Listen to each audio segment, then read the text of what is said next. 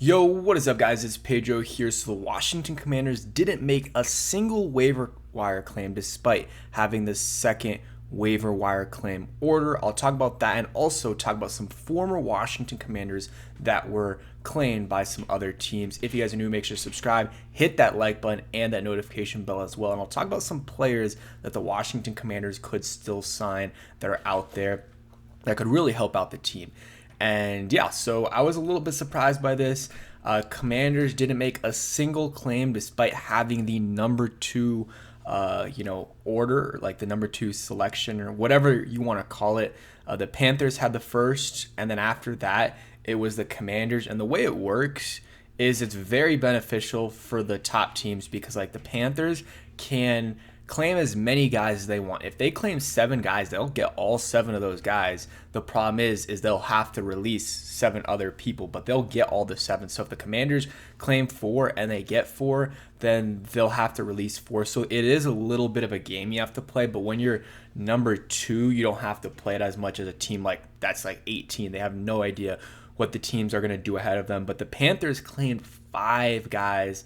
The Patriots were 4th. So the team that was 1 got 5 players. The team that was 3 got 4 players, and the Commanders got 0. So I don't know. I would have liked for them to get some players. I know a lot of times these waiver claims don't really make a big difference down the line.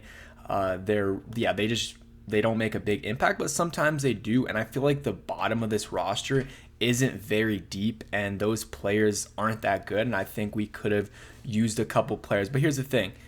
If Adam Peters turns around and signs Noah Brown or maybe Terrace Marshall, then I'm not tripping at all. I'm fine with that because receiver, I think, is the position we need the most help at right now, or it's one of them.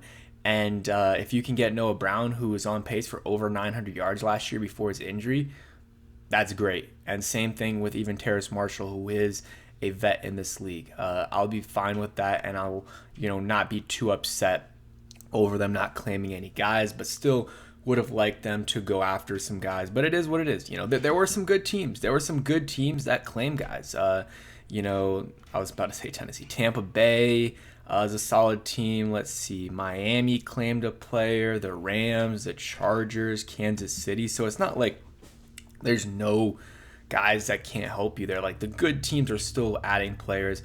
But the final 53-man roster is not over. They're adding players to practice squad. I'll make a video breaking that down later today. And let's go over some of the guys that got claimed. So, not a surprise, KJ Henry, former 5th-round pick here, released yesterday by the Commanders. He got claimed. Not really, not surprised at all, but really would have liked to keep him. I think he could have made an impact. Like, I know you don't necessarily want to keep that many DNs, but like I'd rather keep, let's say, KJ Henry instead of a 4th tight end and Colson Yankoff, because I would bet a lot of money that, and I'm not going to, but if that Colson Yankoff would not get claimed by another team. But KJ Henry could have told you yesterday. I probably did tell you that he was going to get claimed. Very likely, out of any of the players, him and maybe Ricky Stromberg were my guesses of who would get claimed. And Ricky did not get claimed, and another player did get claimed though. But yeah, I think that you could have played it a little bit differently. But it is what it is. They're trying to move on from the previous regime, and that's what they're doing with releasing Ricky Stromberg, or I guess waiving Ricky Stromberg, KJ Henry, Braden Daniels, Andre Jones, Chris Rodriguez. 5 out of the 7 draft picks from last year are gone. It's just absolutely insane. They're moving on. Don't necessarily blame Adam Peters, but I still think that, I personally would have kept KJ Henry, but you know what? What do I know? I'm not a GM. I'm not there at practice. I don't see what's going on every day. So we'll see what KJ Henry does for the Bengals. I think he has a shot to be a solid player in this league, and he got claimed for a reason.